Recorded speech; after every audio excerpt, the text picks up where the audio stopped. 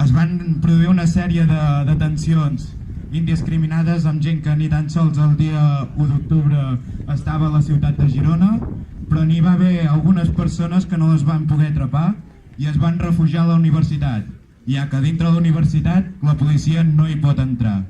En conseqüència, un col·lectiu de persones de pensament divers ens vam fer fortes a dintre de la universitat i vam començar a treballar. La primera iniciativa va ser la recollida de firmes, que avui també és aquí a Lledoners. Recollida de firmes perquè Adif retiri la vergonyant denúncia que va interposar, que va produir totes les detencions. El dimecres d'aquesta setmana passada vam sortir de la universitat. Ja no dormim més allà. Però això no vol dir, a diferència del que s'ha dit, que s'hagi acabat la caputxinada. La caputxinada és molt més que això. Igual que fa més de 50 anys va ser molt més que una simple tancada a la parròquia dels Caputxins, la caputxinada UDG tenim altres objectius.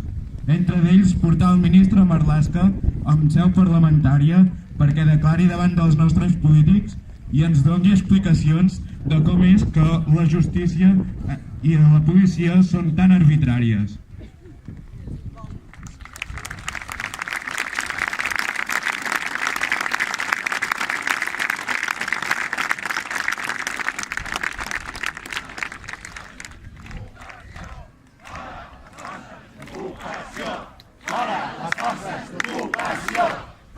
Les forces d'ocupació!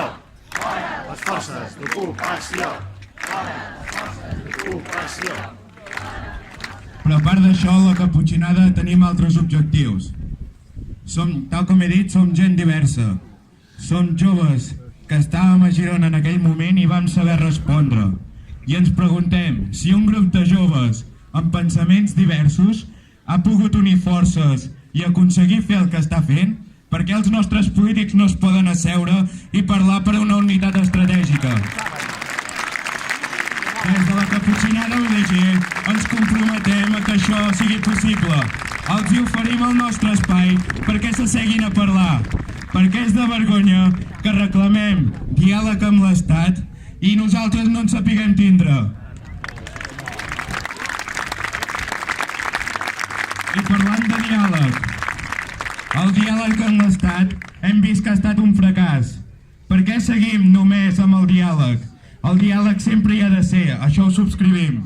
Però no només hem de tindre en ment el diàleg, hem de tindre altres estratègies.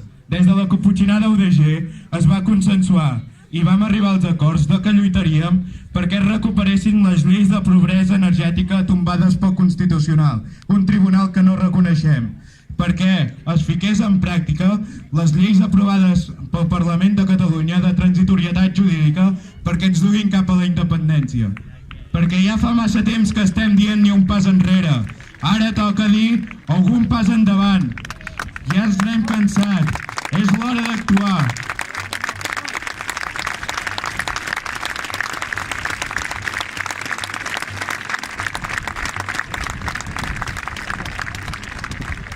I per acabar, estigueu alerta també als canals oficials, estigueu alerta també als canals de la caputxinada, perquè com tota plataforma política necessitem el suport a darrere. Ens han també donar moltes gràcies a tots els suports que hem vingut. Estem en contacte amb grups antifeixistes italians, bascos, gallecs, alemanys i d'arreu d'Europa. També ens han vingut a donar el suport als polítics i a les organitzacions polítiques que lluiten per la independència. I sobretot, i els que estem més agraïdes, és de la gent de Girona, que ens ha dut menjar, mantes i coses per continuar lluitant. Moltes gràcies a tothom. Visca la terra! Visca Catalunya!